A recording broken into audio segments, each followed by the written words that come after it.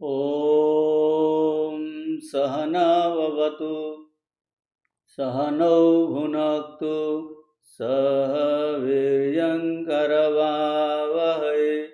तेजस्विनावधीतमस्तु मा विद्विषावहै। ॐ शान्ति शान्ति शान्तिः। हरिः ओम। कठोपनिषद प्रथम बल्लीर 7 নম্বর मंत्र 117। वैश्वानर प्रविशतिरतिथिर्ब्राह्मणो गृहान् तस्यैतं शान्तिं कुर्वन्ति हरवैवस्वतोदकम् आशा प्रतीक्षे संगतं सुनृतं च इष्टापूर्ते पुत्रपशुंस सर्वान् एतद्वृङ्क्ते पुरुषस्यल्पमेधसो यस्यानश्नन् वसति ब्राह्मणो गृहे। तो आमादेर आजके এই মন্ত্র 7 নম্বর থেকে হবে। গত সপ্তাহে আমরা 6 নম্বর মন্ত্রের ভাষ্য আমরা আলোচনা করেছি। এখন এই 7 নম্বর মন্ত্র, এই মন্ত্রটি হলো যমরাজের যে তার আত্মীয় পরিজনদের উক্তি, যে আগের মন্ত্রের সঙ্গে কানেকশন এরকম হলো যে নচিকেতা তার পিতাকে সুন্দর করে বুঝিয়ে এবং তার অনুমতি নিয়ে সশরীরে এই যমলায় উপস্থিত হলেন, কিন্তু যমরাজ তখন ছিলেন না, তিনি অনুপস্থিত। এদিকে তখন যমরাজ যখন ফিরে এলেন 3 দিন পরে, তখন কার ঘটনা এটা, কিন্তু এর মধ্যে কি হলো যে এই যে আত্মীয় স্বজনরা তারা চেষ্টা করলেন যে এই নচিকেতা যে ব্রাহ্মণ বালক তাকে অতিথি হিসাবে গ্রহণ করে তার অতিথি সৎকার করার জন্য উদ্যোগী হলেন এবং তাকে ভোজন করানোর জন্য উদ্যোগী হলেন। নচিকেতা কিন্তু ওসব কিছু গ্রহণ করতে নারাজ, তিনি কিছু খেতেও অস্বীকার করেন। তার বক্তব্য হলো, মানে তিনি চিন্তা করলেন যে পিতা তো আমাকে যমরাজের কাছেই পাঠিয়েছেন, সুতরাং প্রথমে তার সঙ্গেই কিন্তু আমি দেখা করব এবং তারপর তিনি যা বলবেন তা আমি করব। যমরাজ যেহেতু তখন প্রভাসে ছিলেন, তার এই যমরাজের আগমন প্রতীক্ষায় নচিকেতা এই 3 দিন 3 রাত এই উপবাসে যাপন করেন। তারপর যমরাজ প্রবাস থেকে ফিরে এলেন। ফিরে এলে তার আত্মীয় পরিজনরা তখন তাকে বলেন, কি বলেন সেটা হলো এই মন্ত্রটি, বৈশ্বানর প্রবিশতি অতিথি ব্রাহ্মণ গৃহান। আমরা প্রথমে খুব সাধারণ অর্থ বোঝার চেষ্টা করছি। বলছেন বৈশ্বানর প্রবিশতি অতিথি ব্রাহ্মণ গৃহান, মানে ব্রাহ্মণ অতিথি যেন বৈশ্বানর অগ্নিরূপে এই গৃহে প্রবেশ করেন। অর্থাৎ ভাবার্থ হলো যে এই যে অতিথিকে এই অগ্নির সঙ্গে তুলনা করা হয়েছে। সেই অতিথির যদি সমুচিত সমাদর না হলে এই গৃহস্থের অতিশয় কিন্তু অকল্যাণ হয়। আগুন যেমন সমস্ত কিছুকে জ্বালিয়ে দেয়, পুড়িয়ে দেয়, তেমনি অতিথি যদি এইরকম অনাহারে থাকে, তিনি অসন্তুষ্ট হন, তবে কিন্তু তার গৃহস্থের এইরকম সমস্ত পুণ্য নষ্ট হয়ে যায়। তো যমরাজের আত্মীয় পরিজনরা যমরাজকে বলছেন যে এই ব্রাহ্মণ অতিথি যেন অগ্নিরূপে গৃহে প্রবেশ করেন। তস্যৈতম শান্তিম কুর্বন্তি হর বৈব স্বতোদকম। বলছেন যে এই যে যারা ধার্মিক গৃহস্থ, প্রবীণ এবং ধার্মিক গৃহস্থ, তারা কি করেন?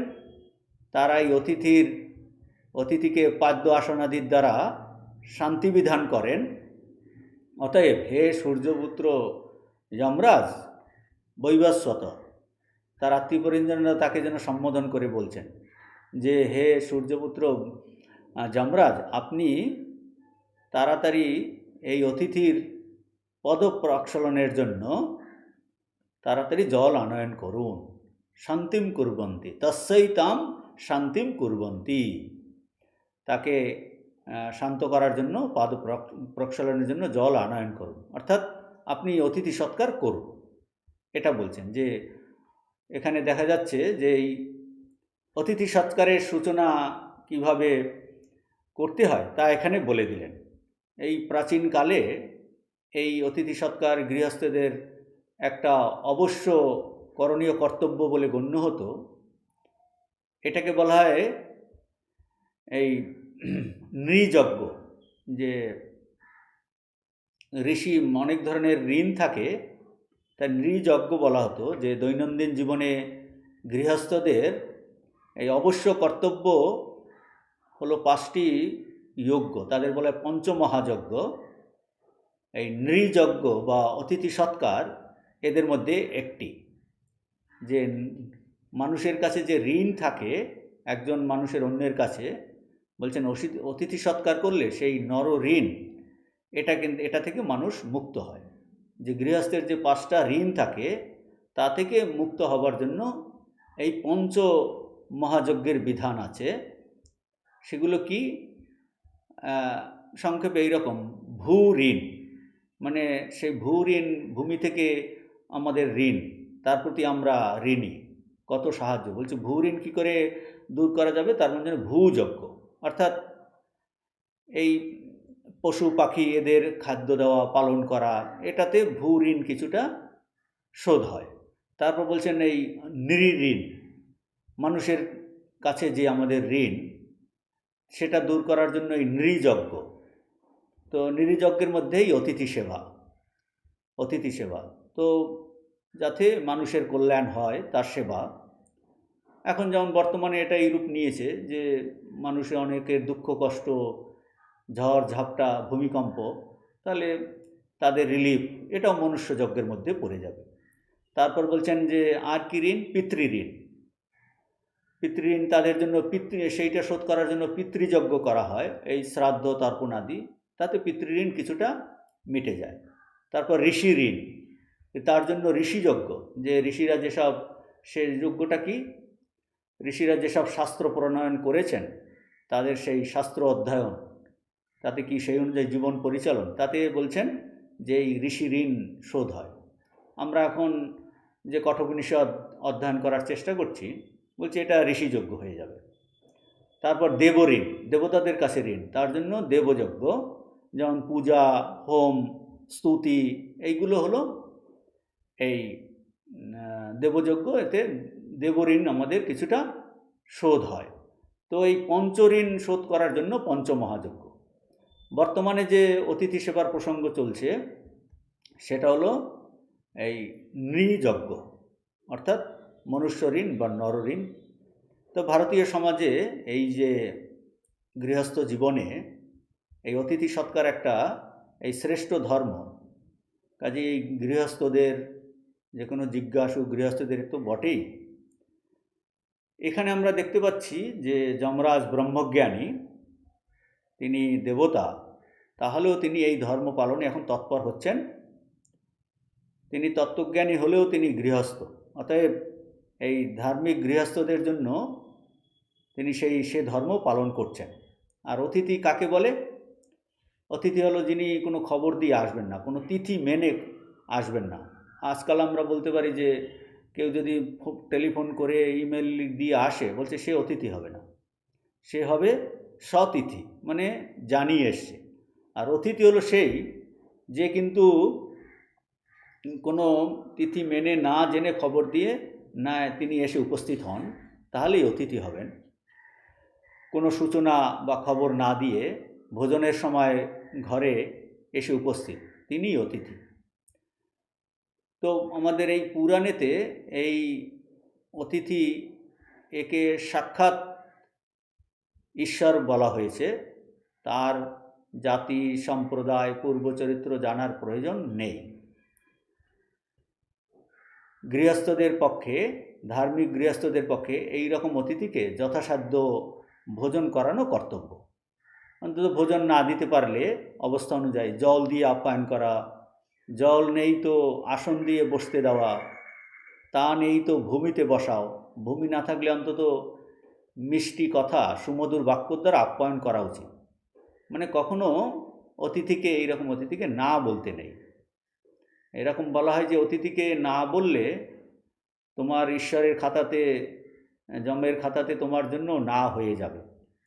তো এই অতিথি সেবা হলো একটা এমন সুযোগ যেখানে এই অতিথির কোনো দোষ দর্শন না করে ঈশ্বরভাবে যথোচিত যথাশক্তি সৎকার করা যায়। এই ছিল প্রাচীন ভারতের যে ধার্মিক গৃহস্থদের জন্য তাদের অবশ্য পালনীয় কর্তব্য।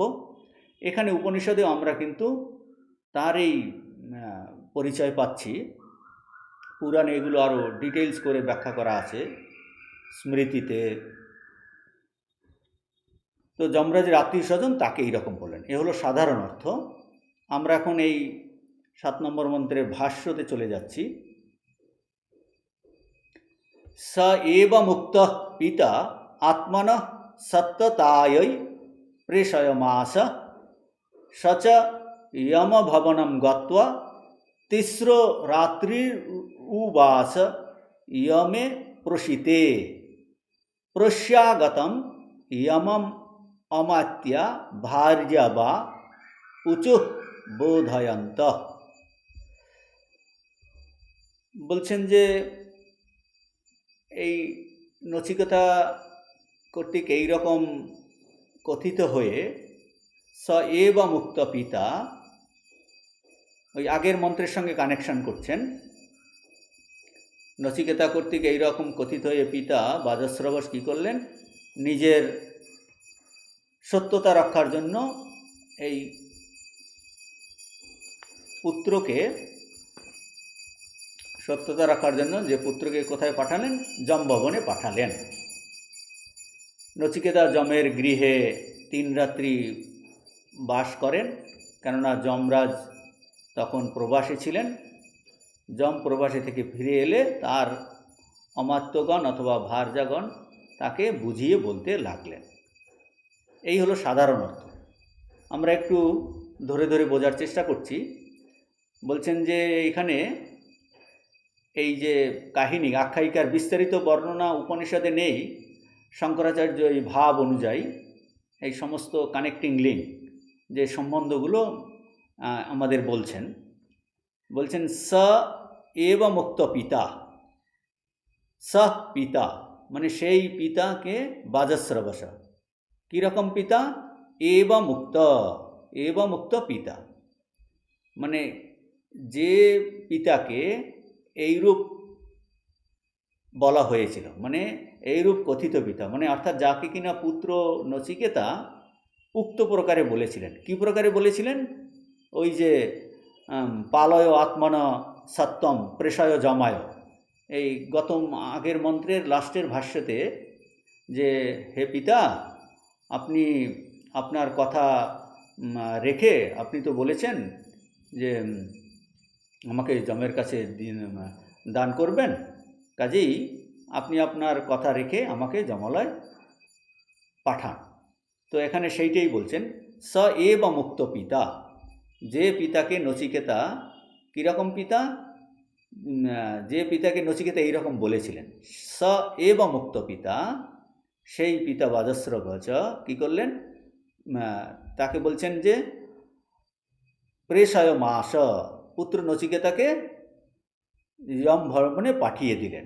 প্রেষয় মাস, সে আত্মনা সত্যতাই, যে সেই পিতা প্রেষয় মাস পুত্র নচিকেতাকে যমভবনে পাঠালেন। কেন পাঠালেন সেইটাই বলছেন যে আত্মনা সত্যতায়, নিজের সত্য রক্ষার জন্য আত্মত সত্যতায় নিজের সত্য রক্ষার জন্য পাঠালেন। আর অর্থাৎ কিনা যদিও বাজশ্রব চাননি, তিনি পাঠাতে চাননি, যে কিন্তু এই নিজের কথা রাখার জন্য, পরিপালনের জন্য পুত্রকে যমালয় পাঠান। সচ জন্মভবনম গত্বা, সমানে নচিকেতা, এই নচিকেতা জন্মভবনে গেলেন এবং গিয়ে কি দেখলেন? ইয়মে প্রসীতে, বলছেন দেখলেন যে যমরাজ তখন প্রবাসে, যমরাজ নেই, যমরাজ ছুটিতে গেছেন। তো বোঝা যাচ্ছে যে যমরাজের কিন্তু ছুটি দরকার, তিনি হয়তো ক্যাজুয়াল লিভ নিয়েছেন বা অন ডিউটিতে কোথাও কাজে গেছেন, 3 দিন ছুটি নিয়েছেন বোঝা যাচ্ছে, যমে প্রসীতে বা ঘুরতে গেছেন। তো সুন্দর আখ্যায়িকা যে যমরাজ নেই তখন, বলছেন যমে প্রসীতে, তিনি ভ্রমণে গেছেন, কাজে গেছেন।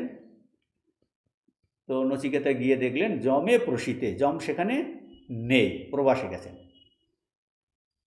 তখন নচিকেতা যমভবনে গেলেন, যমের সেই আত্মীয় স্বজনরা যে তাকে যথাসাধ্য, যেটা আগে আমরা আলোচনা করলাম, সম্মান সৎকার করতে চাইলেন, তার থাকার ব্যবস্থা, ভোজনাদি করতে চাইলেন, কিন্তু নচিকেতা স্বীকার করেননি। কারণ নচিকেতা ভেবেছেন যে এই যমরাজের সঙ্গেই প্রথমে আমি সাক্ষাৎকার করব, সুতরাং যমের ভবনের বাইরেই তিনি অপেক্ষা করলেন। আর নচিকেতার ভাবলেন যে পিতা তো আমাকে যমের কাছেই পাঠিয়েছেন, কাজে তার যমরাজের, আমি এখন যমরাজের এই অধীনে, তার অনুমতি ছাড়া কোনো কিছু করতে নারাজ, কাজেই তিনি কোনো আপ্যায়ন গ্রহণ করতে অস্বীকার করেন। তো 3 দিন 3 রাত্রি যমভবনে উপবাসনে কাটান। যমরাজ তখন প্রবাসে ছিলেন। সেই যে ভাষ্যে বলছেন যমভবনম গত্বা তিস্র রাত্রি উবাস, যে 3 রাত্রি তিনি উপবাসে কাটালেন। যেহেতু যমে প্রসীতে, মানে যমে প্রসীতে যেহেতু যমরাজ প্রবাসে ছিলেন, কাজেই নচিকেতা এই তিস্র রাত্রি উবাস, এখানে তিস্র রাত্রি বলতে 3 দিন 3 রাত্রি ভোজন না করে যমভবনের বাইরে এই যমের জন্য অপেক্ষা করেন। সুতরাং এই যমরাজের আত্মীয় স্বজন তো খুবই উদ্বিগ্ন, কারণ এইরকম ব্রাহ্মণ অতিথি তিনি উপবাস করে রয়েছেন, যমের জন্য প্রতীক্ষা করছেন, এ তো উদ্বিগ্ন হওয়ার কথাই। তখন বলছেন প্রস্যাগতম ইয়মম অমাত্যা ভার্যা বা উচু বোধয়ন্ত, বলছেন প্রস্যাগতম অর্থাৎ প্রবাস থেকে ফিরে এসেছেন যমরাজ, তখন তাকে বুঝিয়ে বলছেন, উচু বোধয়ন্ত, যমরাজকে বুঝিয়ে বলছেন। যমরাজকে এই কারা বলেন? এই অমাত্যা ভার্যা বা, বলছেন যমরাজের অমাত্য মানে তার মিনিস্টার মন্ত্রীরা, তাদের বলেন অমাত্যগণ, বা তার আত্মীয় স্বজনরা ভার্যাগণ বুঝিয়ে তাকে বলেন। উঁচু মানে তাকে লক্ষ্য করে বলা, আর বোধায়ন্ত মানে তাকে বোঝাচ্ছেন যে এই অতিথি পূজার কথা তাকে স্মরণ করিয়ে দিচ্ছেন, তাকে বোঝাচ্ছেন। উঁচু তাকে লক্ষ্য করে বলেন, কি বলেন এটা বলছেন পরবর্তী অংশতে। তো এখানে একটা যে এইরকম যে নচিকেতা না খেয়ে এখানে উপবাসে ছিলেন, সুন্দর একটা ঘটনা আছে স্বামীজির জীবনের। একজন শিষ্য যে তার সঙ্গে সে দেখা না করে কিছুতেই সে কোনো খাবার গ্রহণ করবে না। তো এখানে আছে 3 দিনের কথা, কিন্তু সেও সেই রকম খুব প্রতিজ্ঞ। স্বামী, তার নাম ছিলেন স্বামী নিশ্চয়ানন্দ। তো চমকপ্রদ কাহিনী, তার পূর্ব নাম ছিল যে সুরজ রাও। স্বামীজি যখন ফিরে এসেছেন বিদেশ থেকে 1897, স্বামীজি তখন আসছেন ম্যাড্রাসে, কুম্ভকোণন থেকে এই ট্রেনে চেন্নাই আসছেন, মাঝখানে ট্রেন থামার কিন্তু কথা নয়। তো তারা, সুরজরাও তখন সেখানে একটা কাজে গ্রামে ছিলেন, তিনি অনেক গ্রামবাসীদের নিয়ে তাকে দেখা করবেন এই স্বামীজির সঙ্গে। তখন ট্রেন লাইনে গ্রামের মধ্যে দিয়ে ট্রেন যাচ্ছে, তার উপর শুয়ে পড়ে। তখন গার্ড অটোমেটিক্যালি কিন্তু তাদের সেই গ্রামের ছোট স্টেশনে ট্রেন থামাতে হয়। তখন লিডার হয়ে তা মালা নিয়ে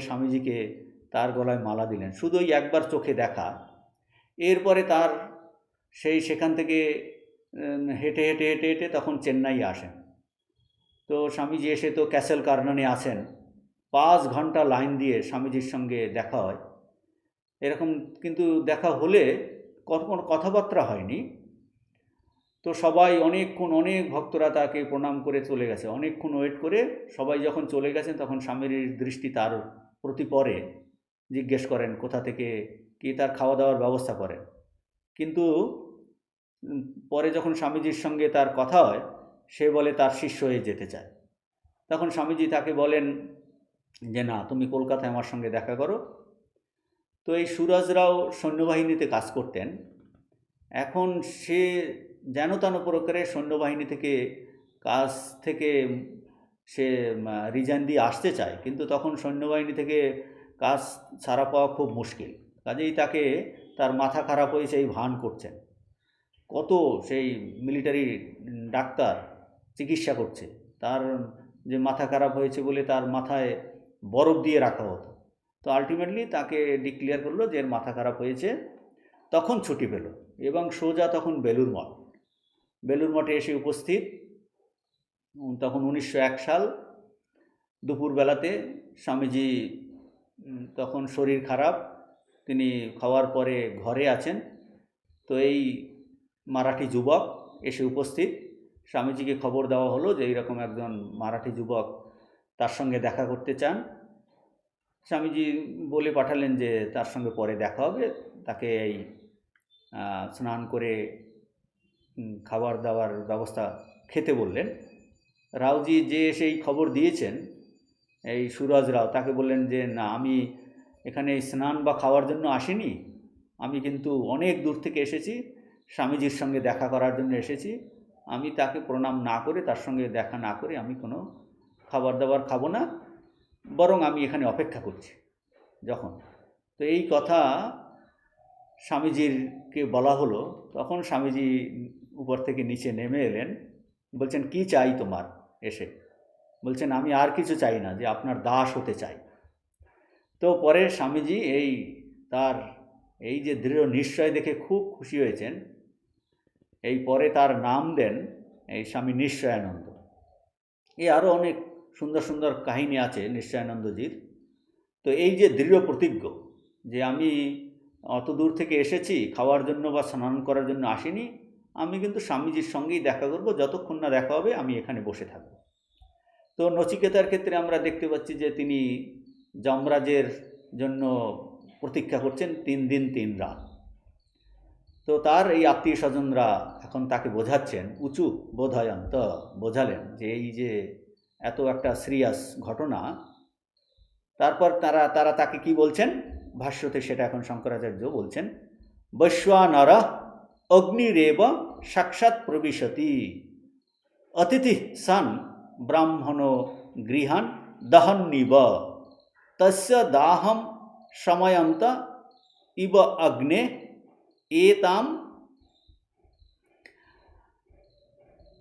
एतां पाद्य आसनादि दान लक्षणां शांतिं कुर्वन्ति सन्त्व अतिथेः।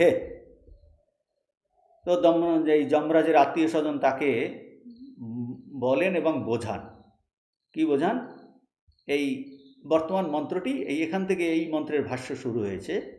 আগের অংশ ছিল ইন্ট্রোডাকশন। তো এখন কি বোঝান? আত্মীয় স্বজন তাকে বলেন বৈশ্বানর।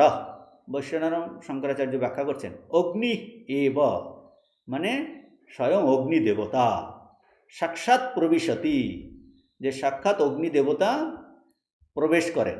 কীরূপে প্রবেশ করেন? ব্রাহ্মণ অতিথি সন, ব্রাহ্মণ অতিথি রূপে স্বয়ং অগ্নি দেবতা এই সাক্ষাৎ গৃহে প্রবেশ করেন। কিভাবে প্রবেশ করেন? গৃহান দহন নিব, যেন দগ্ধ করবার জন্য এই গৃহে প্রবেশ করেন।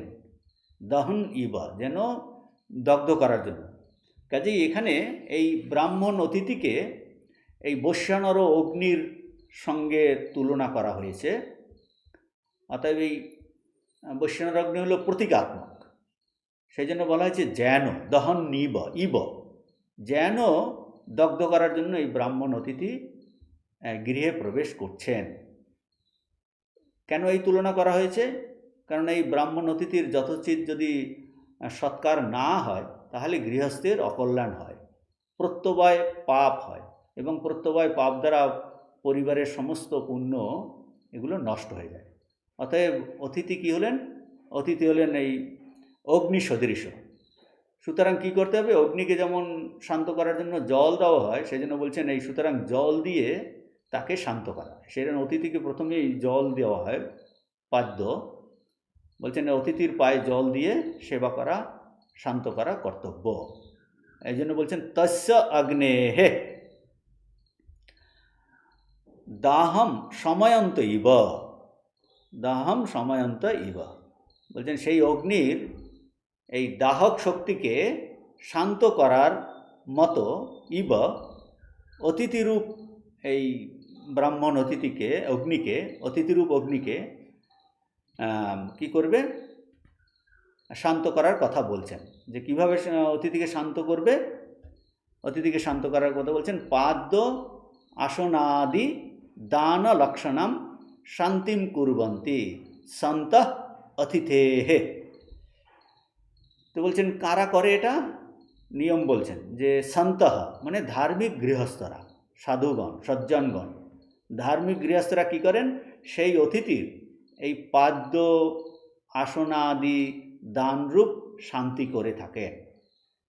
তিনি বলছেন সন্ত মানে গৃহস্থগণ, সাধুগণ, সজ্জনগণ, অতিথেহে অতিথির শান্তিম কুর্বন্তি, যে এইভাবে অন্যায় করতে হবে যে তার পাদ্য আসনাদি দিয়ে তাকে শান্ত করেন, শান্তি করেন।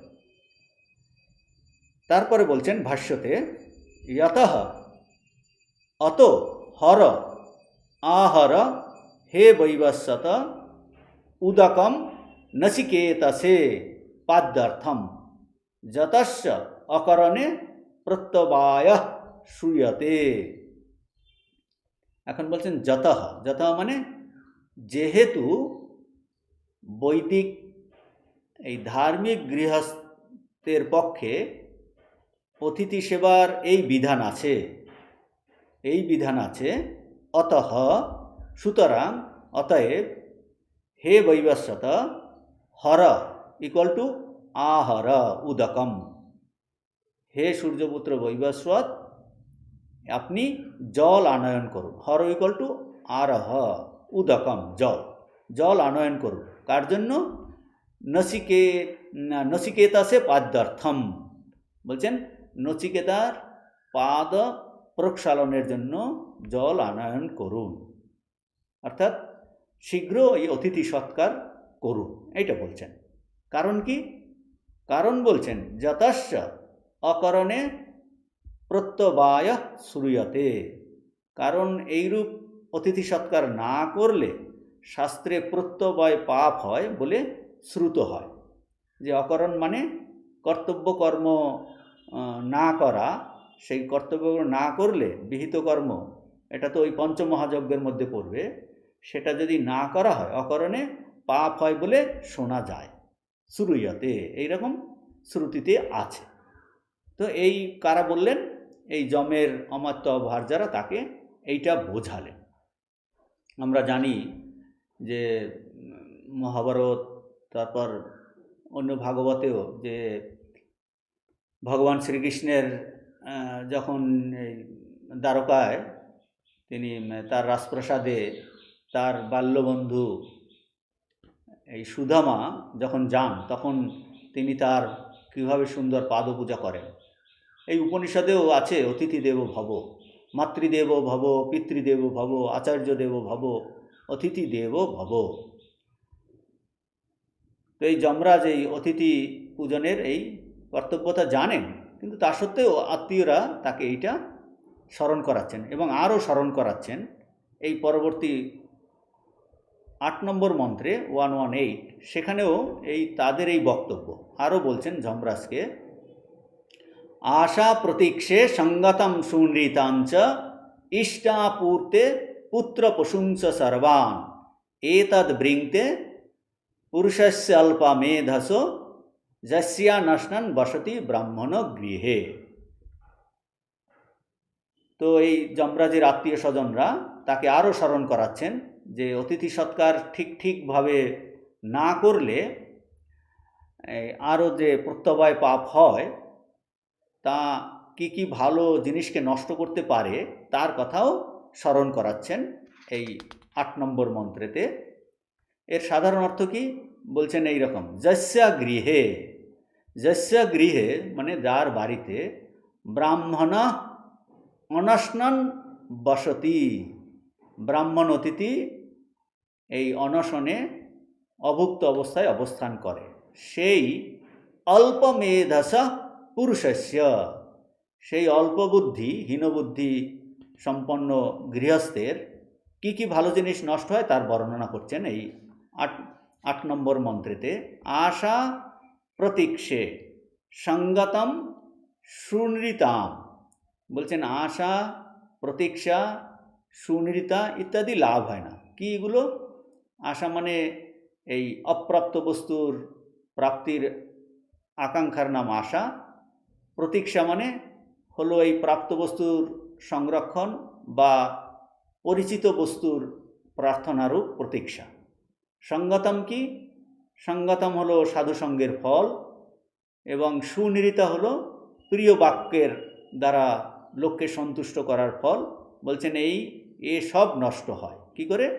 যদি এই রকম অতিথি গৃহে অনশনে থাকে। আরও কি নষ্ট হয় বলছেন, ইষ্টাপূর্তে পুত্র প্রশংসা সর্বান।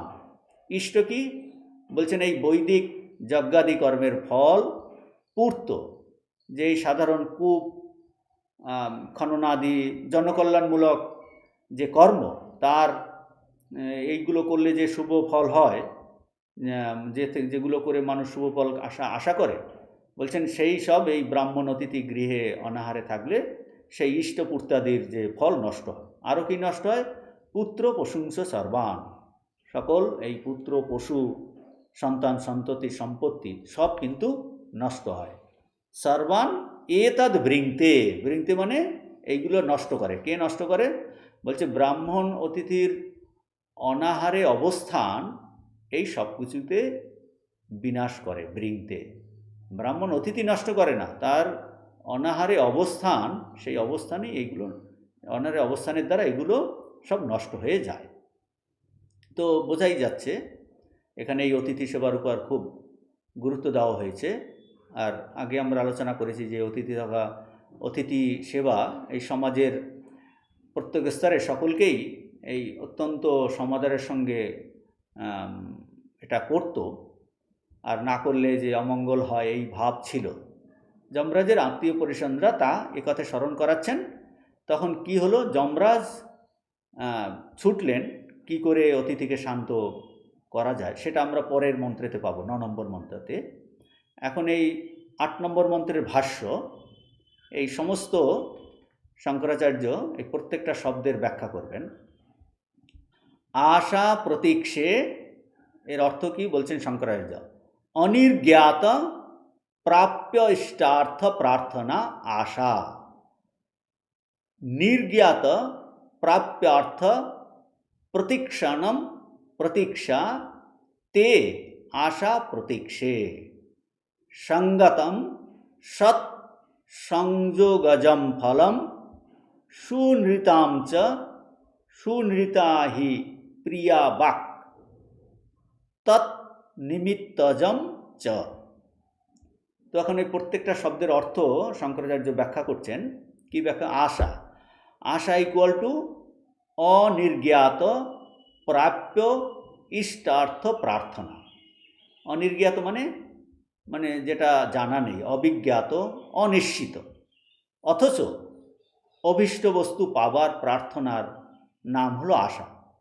লোকে এই মনে মনে নানা ভোগ্য বিষয় সংকল্প করে থাকে, সেই সব বিষয় সবসময় পাওয়া যায় না, আর পাওয়া গেলেও পাওয়ার নিশ্চয়তা থাকে না, বলে ওই সমস্ত বিষয়ের প্রাপ্তির ইচ্ছাকে আশা বলে। যেমন স্বর্গে যাব এইরকম ইচ্ছা, কিন্তু সেইটার নিশ্চয়তা নেই। ইচ্ছে হতে পারে সোনার পাহাড়, বলছি ইচ্ছা হতে পারে, কিন্তু তার নিশ্চয় নেই। এটা বলছেন এই আশা। প্রতীক্ষা কি? প্রতীক্ষা বলছেন নির্জ্ঞাত প্রাপ্যার্থ প্রতীক্ষণম। নির্জ্ঞাত মানে যেটা জানা আছে, বিজ্ঞাতরূপ প্রাপ্য বস্তুর বিষয়ে প্রার্থনার নাম প্রতীক্ষা। পরিচিত বস্তুর প্রাপ্তির অপেক্ষা, যেমন যেমন পরীক্ষা দিয়ে পরীক্ষার রেজাল্টের জন্য ওয়েট করা। তাহলে পরীক্ষার ফল কিন্তু পরিচিত বস্তু, যার প্রাপ্তির নিশ্চয়তা আছে, সে ভালো মন্দ যাই হোক নিশ্চয়তা আছে, তার প্রাপ্তির জন্য অপেক্ষা করা প্রতীক্ষা। তাহলে সহজ অর্থ কী দাঁড়ালো? সহজ অর্থ হলো আশা হলো মানুষের এই মনে মনে কোনো আকাঙ্ক্ষা, ভবিষ্যতে আমার এই রকম হোক, এই রকম হোক, এই রকম হোক, এই রকম হোক, কিন্তু ওই রকম হবে কি না তার কিন্তু কোনো নিশ্চয় নেই, হবে কি না তার কোনো নিশ্চয় নেই, এটা হলো আশা, হোপ। আর একটা কি? প্রতীক্ষা, যে ভবিষ্যতে নিশ্চিত হবে অথচ আমি অপেক্ষা করছি, এটা হলো প্রতীক্ষা, স্পেকটেশন। তো এই দুটোকে একসঙ্গে বলছেন তে আশা প্রতীক্ষে, এর সঙ্গে যুক্ত করতে হবে বৃংতে, মানে এই দুটিকে বলে আশা প্রতীক্ষা, তা কিন্তু বৃংতে মানে নষ্ট হয়। কিভাবে নষ্ট হয়? বলছে ওই ব্রাহ্মণ অতিথির অনাহার গৃহস্থের আশা প্রতীক্ষাকে বিনাশ করে। তারপর কি? আশা প্রতীক্ষার পরে বলছেন সঙ্গতম সৎ সংযোগজম ফলম। এর আরও একটা পাঠ আছে অন্য কোনো বইয়ে, তৎ সৎ সংযোগজ ফলম করেছেন এখানে, কোনো বইয়ে আছে তৎ সংযোগজম ফলম, একটা আছে সৎ সংযোগজম ফলম, আর একটা আছে তৎ সংযোগজম ফলম। তাহলে প্রথম সৎ সংযোগজম ফলম মানে সৎসঙ্গজনিত পুণ্য ফল, সৎসঙ্গজনিত পুণ্য ফল। আর একটা হলো তৎ সংযোগজম ফলম, তৎ মানে ওই আশা প্রতীক্ষা হলো তৎ। সেক্ষেত্রে অর্থ হবে যে আশা ও প্রতীক্ষার সংযোগ, অর্থাৎ তার প্রাপ্তিজনিত সুখ বিশেষ। এই সুতরাং বোঝা যাচ্ছে যে অতিথির উপেক্ষা, অতিথিকে উপেক্ষা করলে ওই আশা প্রতীক্ষার বিষয়বস্তুর প্রাপ্তি হয় না, হলেও তজ্জনিত সুখ বিশেষ হয় না। তারপর আছে সুনিরিতাম চ। শঙ্করাচার্য বলছেন যে সুনিরিতা হি প্রিয়া বাক তন্নিমিত্তজম চ, বলছেন প্রিয় বাক্য আর প্রিয় বাক্য কথনের ফল। তাহলে প্রিয় বাক্য বলার ফলও সৎগৃহস্থর কাম্য। সেই জন্য তো আমরা জানি যে বিখ্যাত উক্তি যে সত্যম ব্রূয়াৎ প্রিয়ম ব্রূয়াৎ সত্যম অপ্রিয়ম মা ব্রূয়াৎ। বলছে সত্য কথা বলবে, প্রিয় কথা বলবে, কিন্তু অপ্রিয় সত্য বলবে না। আর গীতাতে ভগবান বলেছেন অনুদ্বেগকরম বাক্যম সত্যম প্রিয় হিতঞ্চ যৎ, যে অনুদ্বেগকর সত্য, প্রিয় ও হিতকর বাক্য, এটাকে বাচিক তপস্যা বলছেন। কাজেই বোঝা যাচ্ছে যে এই বাক্য বলতে হবে কিন্তু প্রিয়, মধুর করে। প্রিয় বাক্যজনিত ফলও বিনাশ হয় এই অতিথির অনশনে থাকার জন্য। ভাষ্যের পরবর্তী অংশ ইষ্টাপূর্তে। ইষ্টাপূর্তে শঙ্করাচার্য ইষ্ট কথা বলছেন, ইষ্টম ইকুয়াল টু যাগজম ফলম, পূর্তম ইকুয়াল টু আরামাদি ক্রিয়াজম ফলম। আর পুত্র প্রশংস বলছেন পুত্রাংশ প্রশংস সর্বান, এতৎ সর্বম যথোক্তম বৃংতে ইকুয়াল টু আবর্জয়তি বিনাশয়তি ইত্যেতৎ। তো ইষ্টাপূর্তে ইষ্টম ইকুয়াল টু যাগজম ফলম মানে বৈদিক যাগযজ্ঞজনিত ফল। পূর্তম আরামাদি ক্রিয়াজম ফলম, আরামাদি ক্রিয়া মানে এই জলাশয়, কূপ, রাস্তা, হাসপাতাল, মন্দির বানিয়ে দেওয়া, অন্নদান করা, উপবন, বন তৈরি করে দেওয়া প্রভৃতি, তাকে বলে পূর্তকর্ম। এইসব আরামাদি ক্রিয়াজনিত যে ফল বলছেন এই সেটাকে বলছেন পূর্ত। তাহলে ইষ্টা পূর্তে, যে এই ব্রাহ্মণ অতিথি যদি অনাহারে থাকে ঘরে, তাহলে এইগুলো সব নষ্ট হয়ে যায়, এগুলো নষ্ট। পুত্র প্রশংস, যে পুত্রাংশ প্রশংস সর্বান, পুত্রাদি ও গবাদি এই পশু সকল বিনষ্ট হয়। এতৎ যথোক্তম সর্বম মানে যা আগে সব বর্ণনা করা হয়েছে, এই সব কিছুই বৃংতে ইকুয়াল টু কি আবর্জয়তি ইকুয়াল টু বিনাশয়তি ইত্যেতৎ, এগুলো সব নষ্ট হয়। কার নষ্ট হয় সেটা এখন ভাষ্যের পরবর্তী অংশে বলছেন।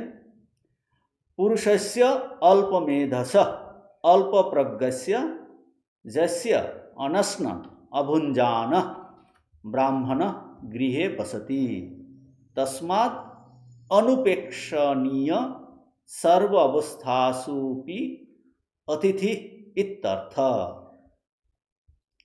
তো বলছেন যে এই কার এইগুলো সব নষ্ট হয়, সব গৃহস্থের ক্ষেত্রে এগুলো সব নষ্ট হবে তা না।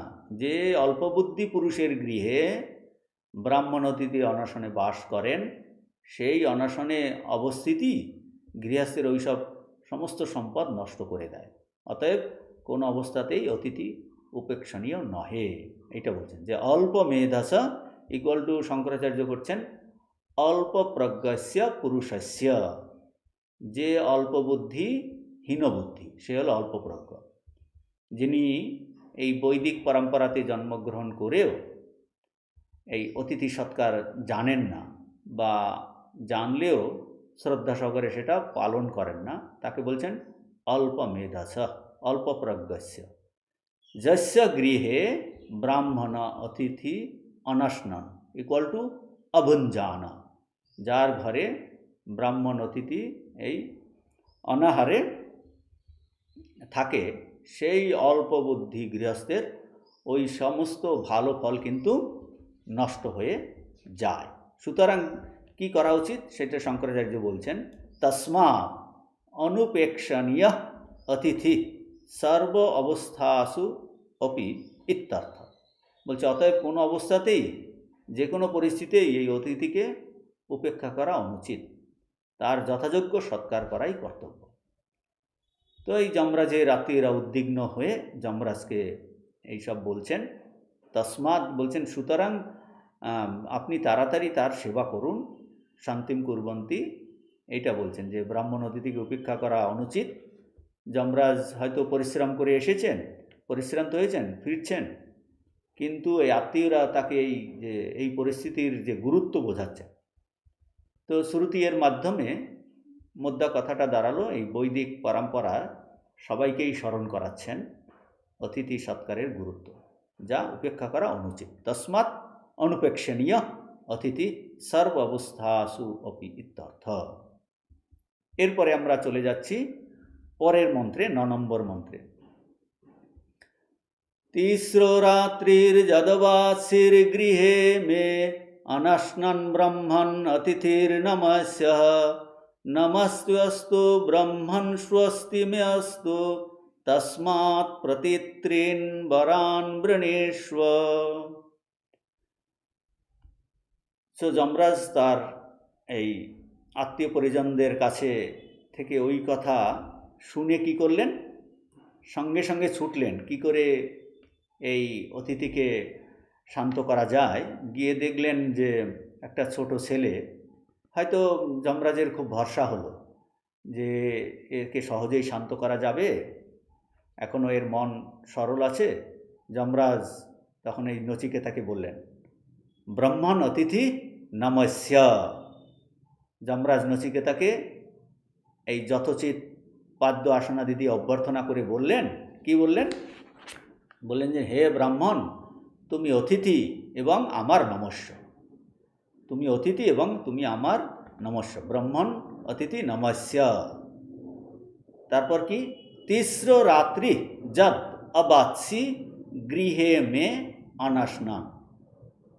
তো তুমি অতিথি আমার নমস্য, অথচ তুমি 3 রাত্রি আমার গৃহে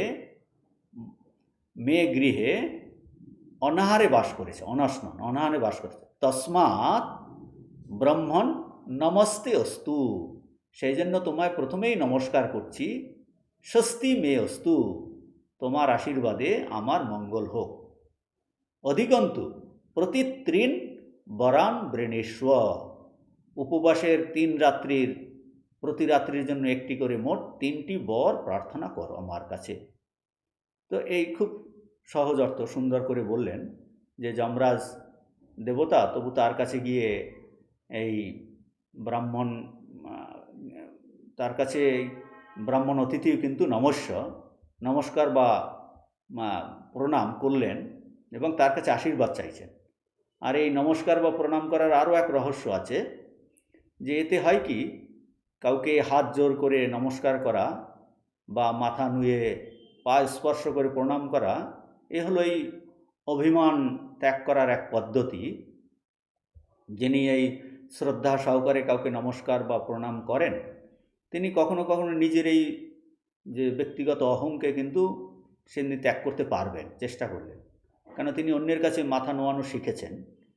আর যারা সবসময় মাথা উঁচু করেই থাকে, কিন্তু তাদের অভিমান আরও বাড়তে থাকে। তো এই নমস্কার প্রণামের এক রহস্য, যমরাজ দেখলেন ছোট ছেলে, কিন্তু তাকে গিয়ে নমস্কার করলেন, তাকে সেবা পূজা করলেন। তো এই জন্য যমরাজ প্রথমেই বললেন যে নমস্য অতিথি, অতিথি হয়ে তুমি নমস্কারের যোগ্য। কেবল নমস্কারের যোগ্য বলেননি, যোগ্য তিনি মুখে উচ্চারণ করলেন, নমস্তে অস্তু, মুখে উচ্চারণ করলেন। এবং সেই ছোট অতিথির কাছে, বালক, তার কাছে আশীর্বাদ প্রার্থনা করেছেন, যে যে আশীর্বাদ প্রার্থনা করার পরে বলছেন, তোমার আরও অধিক আনন্দের জন্য, খুশি করার জন্য আমি বলছি, তুমি 3 দিন 3 রাত আমার ঘরে অনাহারে ছিলে, তাতে আমার এই অপরাধ হয়েছে, যাতে আমার কোনো অকল্যাণ না হয়, তাই তোমাকে নমস্কার করছি। তুমি প্রসন্ন হয়ে আমার কাছে এই 3টি বর চাও, যা চাইবে তাই পাবে। খুব সুন্দর, বেশ ভালো অফার। এখানে কোনো জটিল দার্শনিক ব্যাপার নেই, সুন্দর করে এই সরল আখ্যায়িকা আরম্ভ করা হয়েছে।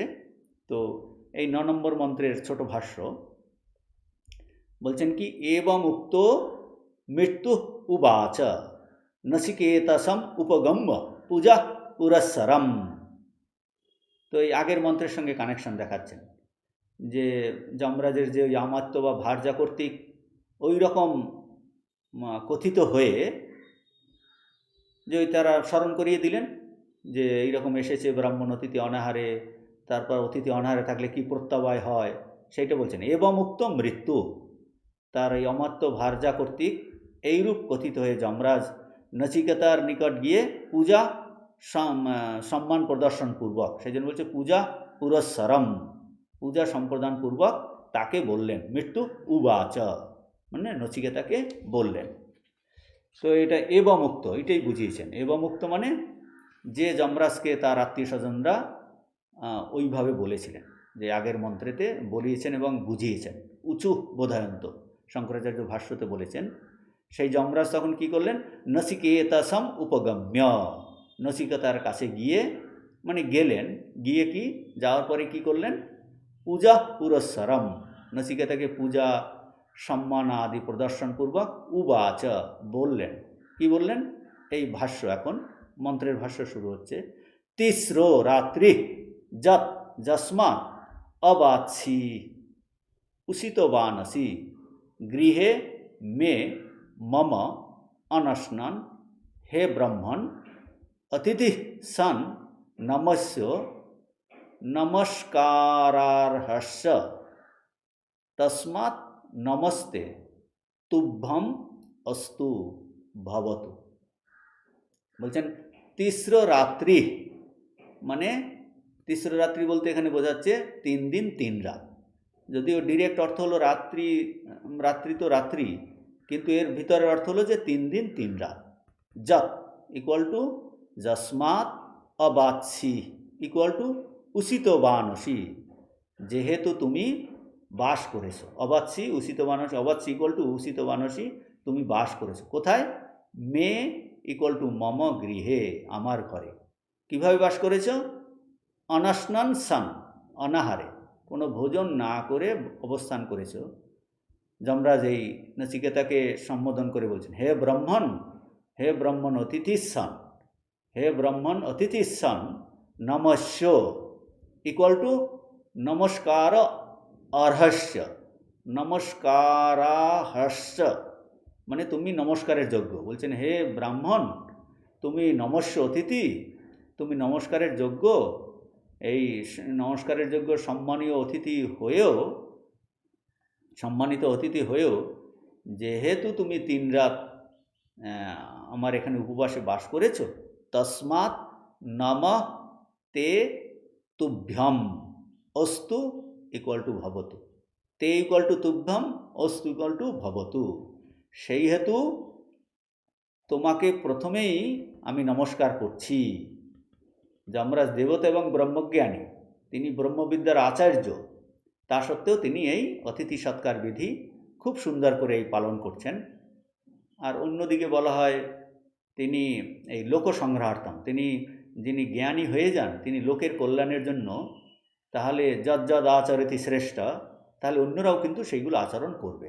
কাজে এই লোকসংগ্রহার্থনের জন্য এই কর্তব্য কর্ম তিনি নিষ্ঠা সহকারে পালন করছেন। আর অন্য দিক দিয়ে দেখলে যে তিনি ব্রহ্মজ্ঞানী হলেও তিনি গৃহস্থ, কাজে সেদিক দিয়ে দেখলেও তিনি এই বৈদিক নিয়ম পালন করছেন, গৃহস্থের কর্তব্য। আর যমরাজ তো ভেবেছেন যে আমি যেহেতু নেই, এর সেবা করা হয়নি, কাজেই অপরাধ তো আমার, কাজেই সুতরাং নচিকেতাকে নমস্কার করে তিনি কিন্তু আশীর্বাদ চাইছেন। তো বলছে, হে ব্রহ্মণ স্বস্তি ইকুয়াল টু ভদ্রম মে অস্তু। হে ব্রাহ্মণ, তোমাকে নমস্কার, আমার কল্যাণ হোক, মঙ্গল হোক। কি নিমিত্ত কল্যাণ পরে ভাষ্যতে বলছেন, মানে মে মঙ্গলম অস্তু। এই স্বস্তি ইকুয়াল টু ভদ্রম ইকুয়াল টু মঙ্গল অ্যাকচুয়ালি, যে তোমাকে নমস্কার, আমার কল্যাণ হোক, মঙ্গল হোক।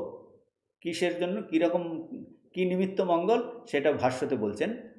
তস্মাৎ ভবত অনশনেন মত গৃহবাস নিমিত্তাৎ দোষাৎ তৎ প্রাপ্তি উপশমেন। তো শঙ্করাচার্য যখন এই মন্ত্রের শেষাংশের এই যে তস্মাৎ প্রতিত্রিন বরান বৃণীস্ব, এই অংশের ভাষ্য এখানটায় করছেন। তস্মাৎ মানে তস্মাৎ দোষাৎ, তস্মাৎ ইকুয়াল টু, তস্মাৎ কথার অর্থ হলো, তস্মাৎ মানে তস্মাৎ ইকুয়াল দোষাৎ, মানে এই যে প্রত্যবায় দোষ, প্রত্যবায় পাপ, তা থেকে মুক্ত হবার জন্য। তস্মাৎ দোষাৎ, যে সেই দোষ থেকে মুক্ত হবার জন্য। যেহেতু যমরাজ প্রথমেই তার সৎকার করতে পারেননি, তাই তিনি মনে করেন যে দোষ আমার, কাজেই সেই দোষকে বলে প্রত্যবায় পাপ। প্রত্যবায় মানে যা গৃহস্থের করা উচিত কিন্তু করা হয়নি, শাস্ত্র নির্দিষ্ট আছে, তা না করলেই প্রত্যবায়জনিত দোষ হয়। এখন এই প্রত্যবায়জনিত দোষ কেন যমরাজের হবে, শঙ্করাচার্য ব্যাখ্যা করছেন।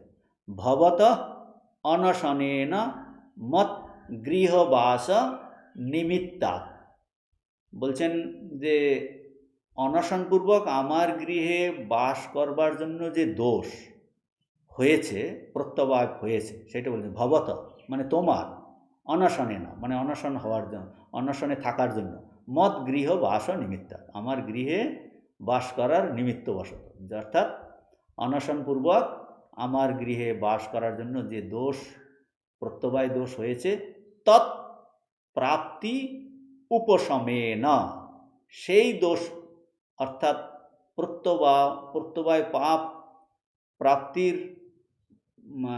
প্রত্যবায় পাপ যে প্রাপ্তি, সেই যে দোষ, সেই দোষের উপশমেন অর্থাৎ সেটাকে দূর করার জন্য, প্রশমন করার জন্য, কি করতে, প্রশমন করার জন্য, তখন বলছে সেই দোষ থেকে দূর করার জন্যই, তখন বলছেন সেই জন্য তাকে বলছেন কি, আমার মঙ্গল হোক। কিভাবে মঙ্গল হবে, ওই প্রত্যবায় দোষ থেকে মুক্ত হওয়ারও মঙ্গল। এই যে বলছেন স্বস্তি ভদ্রম মে অস্তু, স্বস্তি কেন মঙ্গল হবে, কারণ তার প্রত্যবায় দোষ হতে যাচ্ছিল, সেই দোষ স্খলন হয়ে যাবে, সেই জন্য বলছেন দোষ স্খলনপূর্বক আমার মঙ্গল হোক, সেই জন্য আমি তোমাকে নমস্কার করছি। আমার মঙ্গল হোক মানে স্বস্তি মে অস্তু, মে মঙ্গলম অস্তু। কিসের থেকে মঙ্গল হবে, ওই যে প্রত্যবায় পাপ হচ্ছিল, ঠিকভাবে সেবা করা হয়নি, সেইটা দোষ দূর হয়ে গিয়ে আমার মঙ্গল হোক। তারপরে ভাষ্যতে বলছেন, যদ্যপি ভবৎ অনুগ্রহেণ সর্বম মম স্বস্তি স্যাৎ, তথাপি ত্বৎ অধিক সম্প্রসাধনার্থম অনশনেন उपोषिताम एकैकां रात्रिं प्रति त्रीन् वरान् वृणीष्व अभिप्रेतार्थ विशेषान् प्रार्थयस्व मत्तः। বলছেন যদ্যপি, যদিও ভবদ অনুগ্রহেণ, তোমার অনুগ্রহেই আমার সর্ববিধ মঙ্গল হবে, এটা ঠিক, সর্বম মম স্বস্তি স্যাৎ, তথাপি তোমার অধিক প্রসন্নতা অর্জনের জন্য, প্রসন্নতা সম্পাদনের জন্য, তোমাকে আরও খুশি করার জন্য বলছি কি, তুমি এখানে যে 3 রাত্রি যাপন করেছো, তার এক একটি রাত্রির জন্য মোট 3টি বর বরণ করো, অর্থাৎ আমার কাছ থেকে এই অভিপ্রেত বিষয়সমূহ প্রার্থনা করো। সেটা শঙ্করাচার্য খুব সুন্দর করে, সুন্দরভাবে এই ভিতরের ভাব প্রকাশ করছেন। যমরাজ যেন নচিকেতাকে বলছেন যে যমরাজ এত রসিক দেখাচ্ছে, বলছে হে নচিকেতা, আমি জানি তুমি মহান, তোমাকে নমস্কার করাতেই তুমি সব প্রত্যবায় পাপরূপ দোষ দূর করবে, মানে তুমি খুশি হয়ে আমাকে আশীর্বাদ করবে, আমার মঙ্গল হবে। তা সত্ত্বেও এই তোমাকে আরও খুশি করার জন্য আমি তোমাকে অধিগন্ত তথাপি 3টি বর দিচ্ছি। যদ্যপি ভবৎ অনুগ্রহেণ মম সর্বম স্বস্তি স্যাৎ, যদিও তোমার অনুগ্রহেই, ভবৎ অনুগ্রহেণ মম সর্বম, আমার সর্ববিত, স্বস্তি স্যাৎ, মঙ্গল হবে, তথাপি ত্বৎ অধিক, তথাপি তোমার অধিক প্রসন্নতার জন্য, ত্বৎ অধিক সম্প্রসাধনার্থম, তোমার অধিক প্রসন্নতার জন্য। অধিক কেন বলছেন? কারণ এই প্রথমেই তো নমস্কার পূজা সম্পাদন করেছেন, তাতে নচিকেতা অবশ্যই খুশি হয়েছেন এবং তাই বলছেন তোমাকে খুশি হয়ে তার মঙ্গল হয়ে গেল, প্রত্যপায় পাপ আর হবে না। সেই জন্য বলছে অধিক প্রসন্নতার উদ্দেশ্যে আমি কিন্তু বর দিতে ইচ্ছুক। কি দিতে চাইছেন? 3 বরান বৃণীষ্ব একৈকাম রাত্রিম প্রতি, এক একটি রাত্রির বিনিময়ে মোট 3টি বর প্রার্থনা করো, বরণ করো। কীরকম রাত্রি তার বর্ণনা দিচ্ছেন। অনশনেন উপোষিতাম একৈকাম, কীরকম বর? অনশনেন উপোষিতাম একৈকাম রাত্রিম প্রতি, বলছে কীরকম রাত্রি? অনশনে যাবিত 3 রাত্রির জন্য 3টি বর, এক একটা রাত্রির প্রতি, একৈকাম রাত্রিম প্রতি, এক একটা রাত্রির প্রতি মোট 3 বরান, 3টি বর বৃণীষ্ব, বৃণীষ্ব মানে বরণ করো বা প্রার্থনা করো। বরান কথার অর্থ কি? বরান বলছেন বরান ইকুয়াল টু অভিপ্রেতার্থ বিশেষান। অভিপ্রেত বিশেষণ মানে নিজের অভিপ্রেত, তুমি যা ইচ্ছা চাও, অভিপ্রেত বিষয়সমূহ। বৃণীষ্ব ইকুয়াল টু প্রার্থয়স্ব, কার থেকে? মত্তঃ, আমার থেকে। বলছেন তুমি আমার থেকে তোমার এই নিজের অভিপ্রেত বিষয়সমূহ এইরকম 3টি জিনিস তুমি আমার থেকে চেয়ে নাও। এই হলো ভাষ্যার্থ। আজকে আমরা এই পর্যন্ত এখানে শেষ করছি। পরের দিন যে নচিকেতা কি বর চেয়েছেন 10 নম্বর মন্ত্র থেকে আমরা করব। ওম শান্তি শান্তি শান্তি, হরি ওম তৎসৎ। শ্রীরামকৃষ্ণার্পণমস্তু।